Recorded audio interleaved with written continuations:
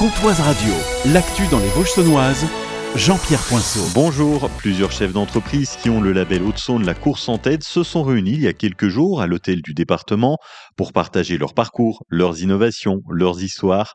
Laurent Seguin, président du département de Haute-Saône. À travers la réunion de ces acteurs, on mesure toute la fierté que nous avons d'être Haute-Saônois, bien sûr, et d'accueillir ce type d'entreprises qui ont choisi la Haute-Saône ou qui sont là historiquement. Mais on mesure aussi les difficultés, les barrières qu'ils peuvent rencontrer et on appréhende mieux comment travailler pour les aider à les surmonter et puis à faire en sorte que leur vie soit un peu plus facile. Parmi les dirigeants présents, Mathieu Frechin, directeur général de Vetoquinol, dont le siège est basé à Lure. Être présent ce soir était vraiment important pour lui. Nous n'avons de cesse de promouvoir la Haute-Saône et donc nous avons toujours été en soutien de toutes les actions de promotion de la Haute-Saône. Le département, avec son ancien président, M. Cratinger, n'a eu de cesse d'avoir le même objectif que nous, de porter l'image de la Haute-Saône, de développer l'image de la Haute-Saône pour augmenter sa notoriété et son attractivité. Alors voilà pourquoi nous travaillons avec le département. On a eu plusieurs fois l'occasion de renvoyer l'ascenseur au département en disant bravo pour ce que vous faites pour la notoriété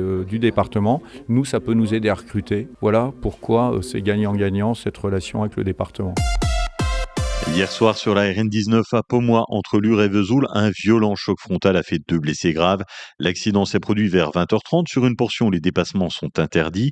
Les conducteurs, une jeune femme de 20 ans et un homme de 30 ans, ont été pris en charge par 15 pompiers, 3 ambulances et les équipes du SMUR de Vesoul et de Lure.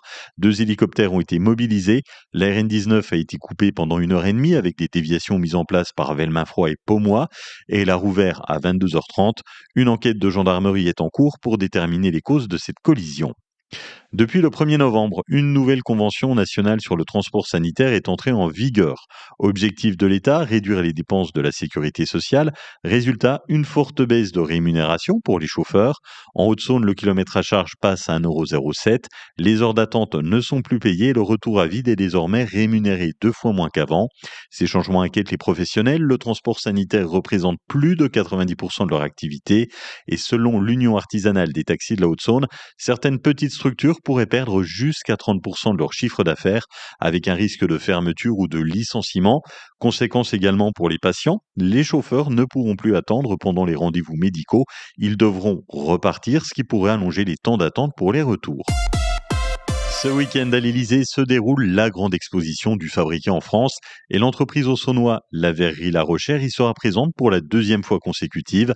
Charlotte Legendre, responsable marketing et communication à la verrerie La Rochère. Pour la verrerie La Rochère, c'est une très très belle reconnaissance pour nos collaborateurs, pour toutes les personnes qui travaillent à La Rochère. C'est un lieu prestigieux, donc nous sommes très fiers de pouvoir participer à cette grande exposition du fabriqué en France. Nous serons présents à l'Élysée avec le gobelet 550 ans qui a été designé spécialement pour l'anniversaire de La Rochère par Nathalie Crasset, qui est une designer très connue en France. Et donc ce gobelet a la forme d'une goutte en fait. Tout autour de ce gobelet, il y a la goutte qui est tout simplement la naissance du verre au sein de notre process de fabrication. Donc nous sommes très heureux que ce gobelet anniversaire soit représenté lors de ce week-end. Le sénateur au Saunois Olivier Rittmann veut s'attaquer au retard de paiement qui fragilise les petites entreprises. Il prépare une proposition de loi pour les limiter. Selon lui, ça représente un véritable transfert de trésorerie au profit des grandes entreprises, responsables de 70% des retards. Le texte prévoit des sanctions plus fortes, un fonds public d'affacturage pour permettre aux petites entreprises d'être payées plus rapidement. C'est une après-midi nuageuse dans les Vosges saunoises. Il fait doux, 16 degrés à Fougerolles, au Val d'Ajol, à Saint-Loup, 16 à Sceaux, Vellorcey, Luxeuil et Beaubray et 16 à Lure et Palente. Ce week-end, demain samedi, un ciel nuageux avec quelques averses et 15 degrés au mieux.